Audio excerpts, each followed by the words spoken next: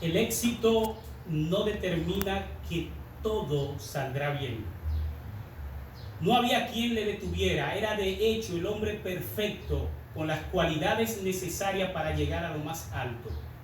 Sus estudios así lo corroboraban y su personalidad excéntrica se hacía notar donde quiera que estaba.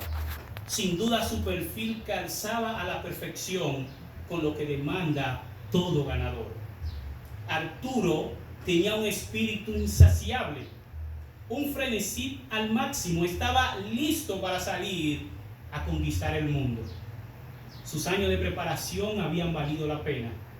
El pasado le había retribuido bien. Sus sacrificios habían dado un fruto abundante. La semilla del éxito para Arturo había sido sembrada. De hecho, era un brillante joven con un futuro prometedor. Para Arturo el éxito estaba tan adherido a él que no se sabía dónde comenzaba uno y terminaba el otro. Pero cavilaba y a la vez se estremecía al pensar que era lo mejor para él.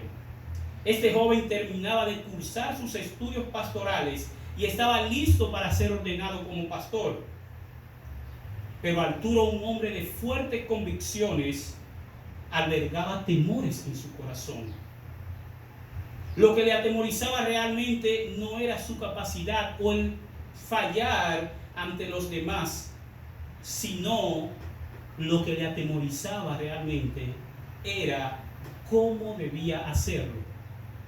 El gran dilema para Arturo era este: ¿iba a copiar el modelo bíblico al llegar al pastorado o iba a seguir las estrategias de otros pastores contemporáneos? Y es que en una cultura evangélica dominada por mega iglesias y predicadores celebridad, muchos pastores hoy están tentados a medir el éxito de sus ministerios solamente en términos de números, desde capacidad económica hasta edificios y ventas de libros. Mientras más, mejor. Y el culto dominical, la cantidad que asiste a la iglesia en la mañana, es la fresa en el pastel. En contraste, las escrituras nos dicen que el verdadero éxito en el ministerio no se calcula por la habilidad de un hombre para acumular y conservar multitudes. El verdadero éxito se mide en la fidelidad a Dios. El verdadero éxito se mide en estar preparado para trazar la palabra de verdad. Esto genera una pregunta importante: ¿qué exactamente está buscando Dios en un pastor? ¿Cuál es el criterio por el cual él mide la fidelidad de un hombre en su ministerio?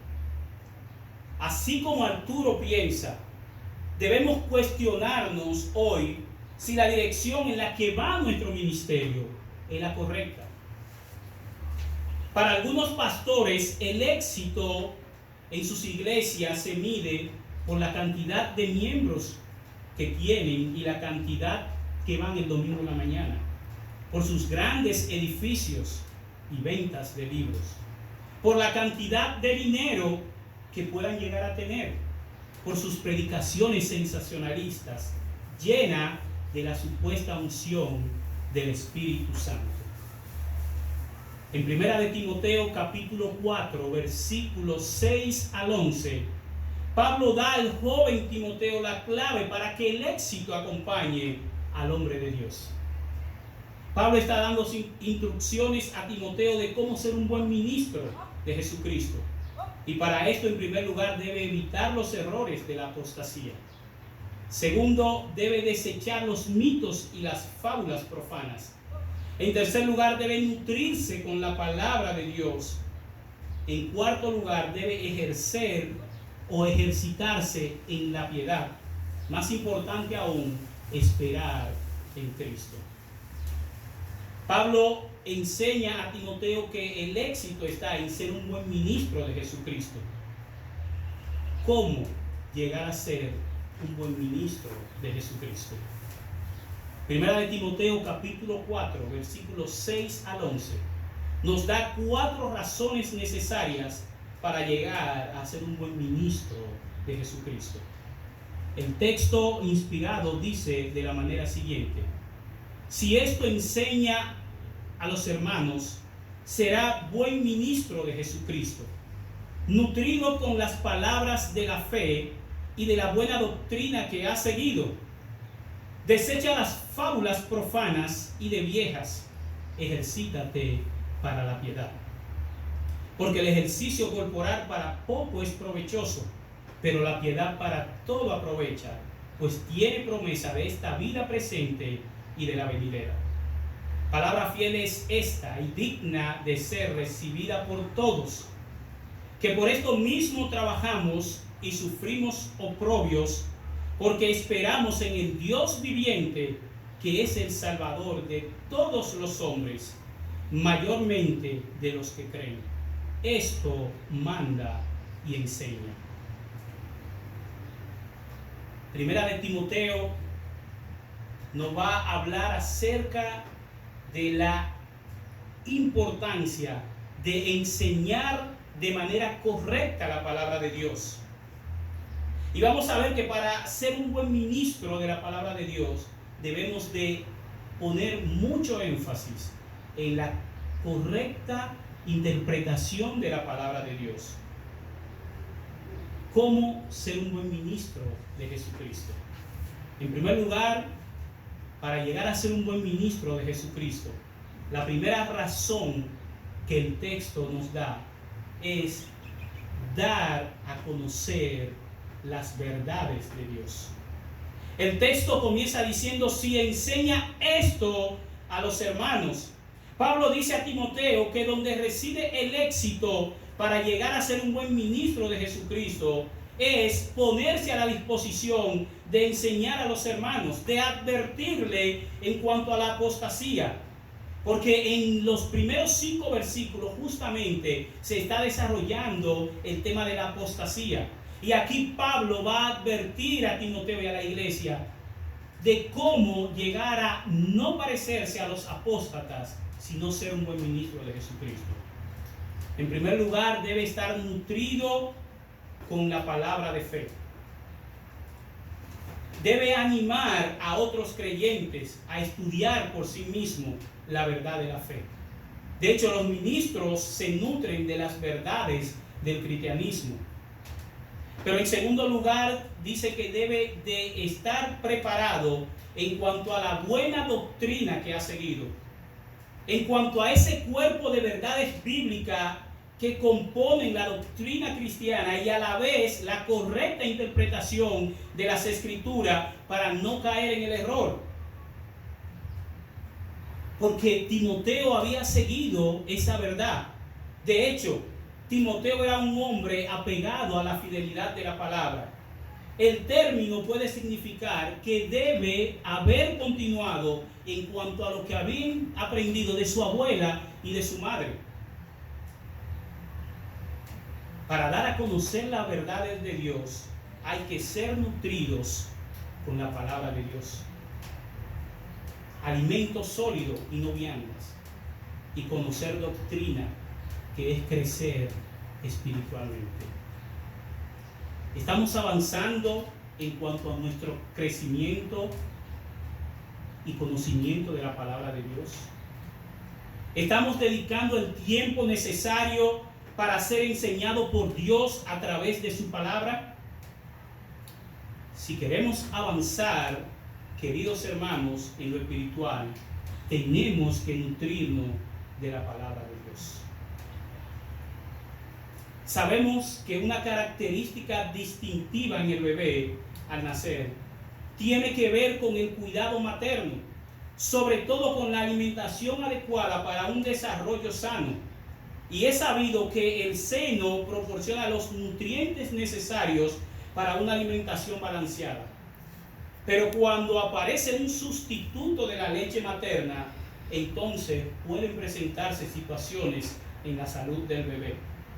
De igual manera, nosotros debemos de alimentarnos de la palabra de Dios para que nuestro desarrollo espiritual sea efectivo. En segundo lugar, Pablo no solamente le dice a Timoteo que debe conocer las verdades de Dios, sino le dice que deseche lo malo y practique lo bueno. Hay que dejar a un lado los mitos, los cuentos y poner lo bueno como la primera opción. Por eso le dice, desecha las fábulas profanas y de vieja. Aquí le está dando una orden, y las cartas pastorales desaniman las discusiones especulativas con aquellos falsos maestros. Aquí se da a entender también que las mujeres habían metido falsas enseñanzas dentro de las iglesias, porque dice de viejas. Y hoy en día también muchas veces sucede esto. Desecha las fábulas profanas y de viejas. Ejercítate para la piedad. Es una orden directa. La disciplina o el entrenamiento aquí se usan como metáforas deportivas, de donde deriva la palabra gimnasia o gimnasio. La piedad se refiere a la doctrina y las implicaciones del estilo de vida cotidiano en el Evangelio. No describe lo excepcional, sino lo que se espera de cada cristiano. Es un término compuesto por lo bueno y la adoración. De manera que la piedad tiene que ver con la verdadera adoración en nuestro diario vivir. Hay que desechar los mitos, los cuentos, los tabúes, las palabrerías y comenzar a practicar la devoción diaria a Dios, que tiene que ver con consagración, con entrega, con un corazón rendido a Dios. ¿Hemos dejado de lado el hablar sandeces? Hermanos queridos, ¿estamos alineando nuestras vidas conforme a la piedad? ¿Cómo es mi relación con Dios en el día a día? Si tú y yo queremos avanzar en lo espiritual, debemos desechar lo malo y practicar lo bueno. O como diría Pablo en Efesios, desechar el viejo hombre y vestirnos con el nuevo, que es conformado a la imagen de Cristo. Aquí yo tengo una taza que por mucho tiempo me ha sido útil, pero el tiempo ha hecho su trabajo y hoy no tiene el asa, está rota por aquí, se le han ido partes y está vieja. De hecho, esta es una taza inservible, ya no tiene ningún uso. ¿Qué debo de hacer, queridos hermanos? Debo desecharla. En cambio, ahora yo tengo una taza nueva que me sirve y que me es útil para lo que yo la necesito. Eso es lo mismo que nos está diciendo Pablo en cuanto a la pasada manera de vivir. Debemos comenzar a desechar aquellas cosas que nos pueden afectar y debemos de ejercitarnos para la piedad. En tercer lugar, hermanos, debemos dar a conocer los resultados de la piedad. Los resultados de la piedad nos llevan a una vida de devoción centrada en Cristo, donde podemos disfrutar de la plenitud de vivir en Cristo. Y los resultados son buenos porque es el esfuerzo de mucho trabajo. Dice Pablo que para todo aprovecha. El ejercicio corporal juega un rol importante en nuestra vida, pero la piedad para todo aprovecha. Nuestro cuerpo físico es parte de la mayordomía de la vida, pero la prioridad en ti y en mí debe ser la piedad, porque tiene promesa para esta vida y la venidera. La piedad para todo aprovecha, hermanos.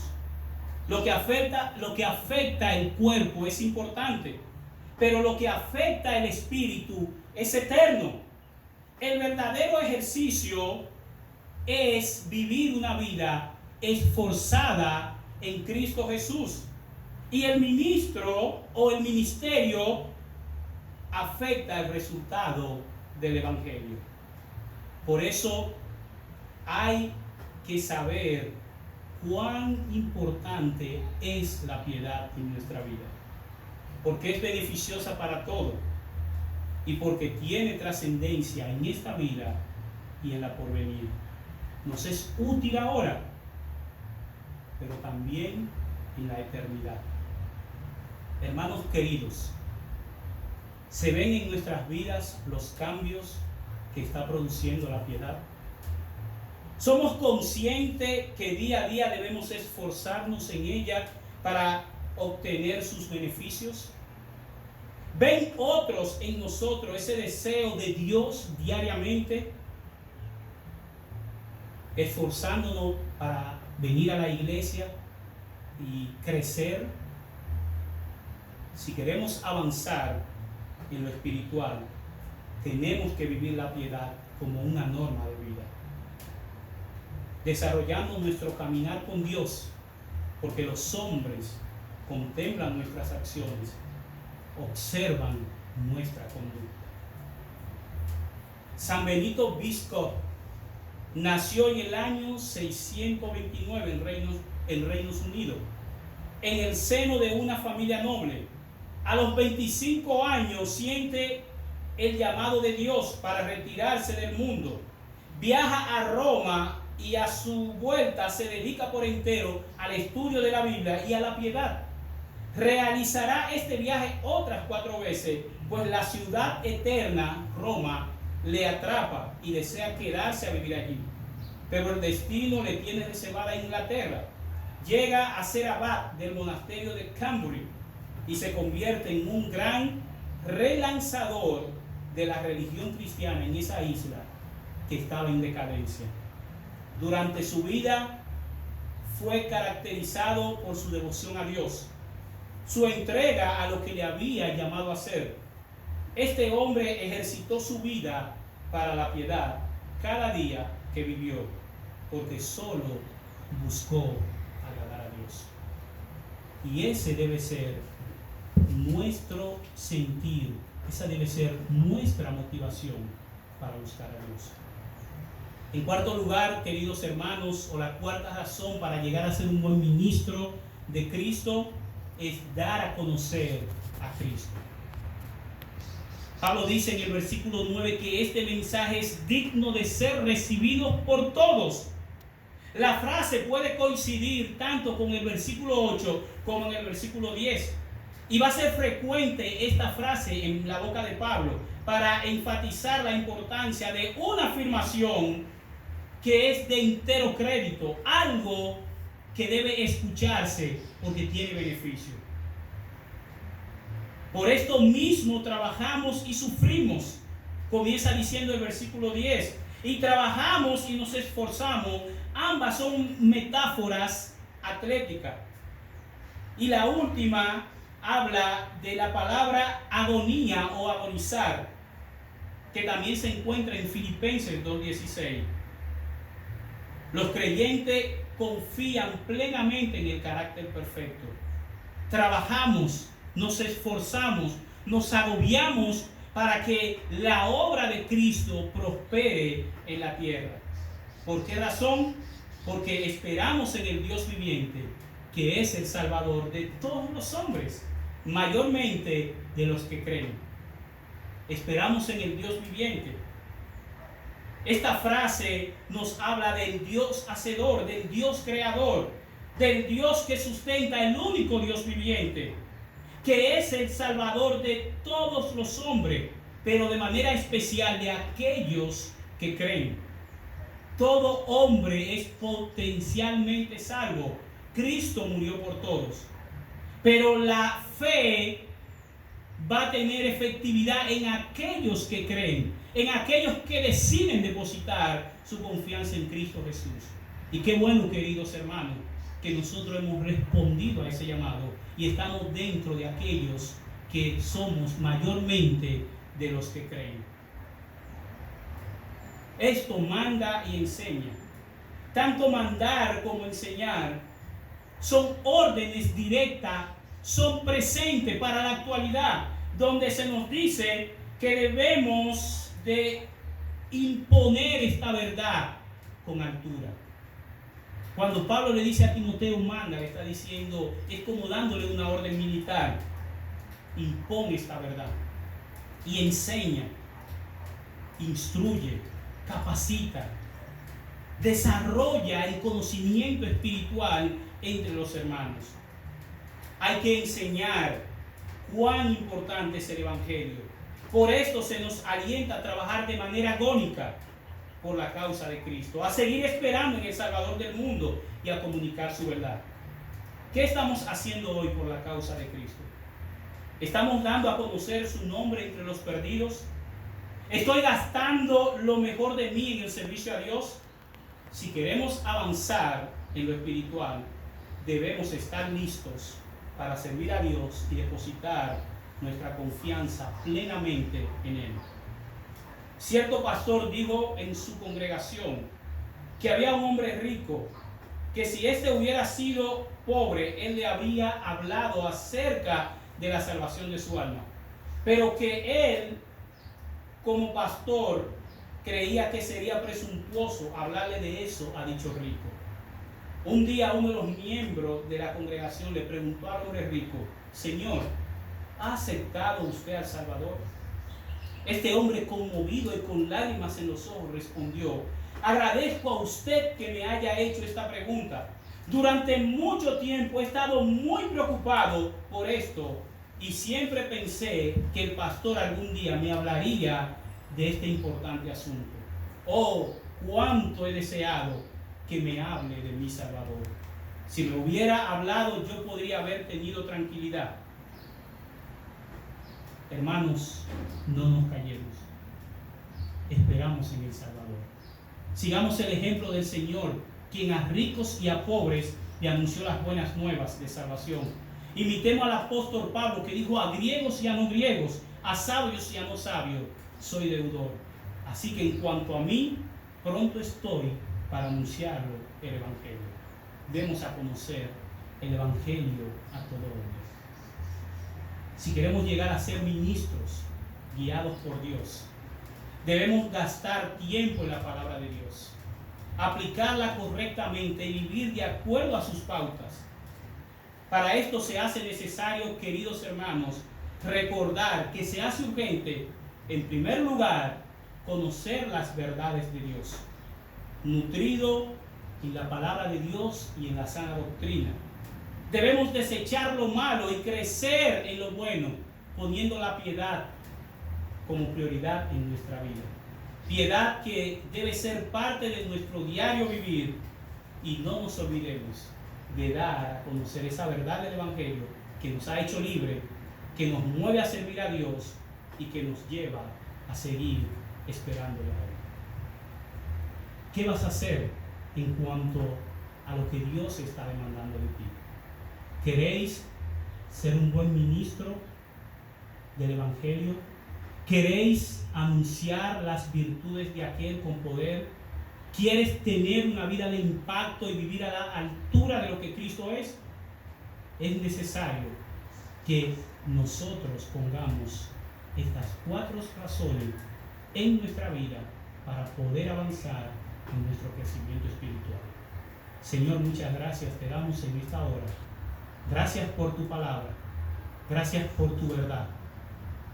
Queremos que tú nos ilumines, Señor, y que nos ayude a crecer en tu verdad, a desechar lo malo, a crecer en la piedad y a seguir esperando en ti. Ahora hay decisiones que tomar, hay cambios que hay que dar, y queremos que tú obres y nos guíes. En el nombre de Cristo Jesús. Amén.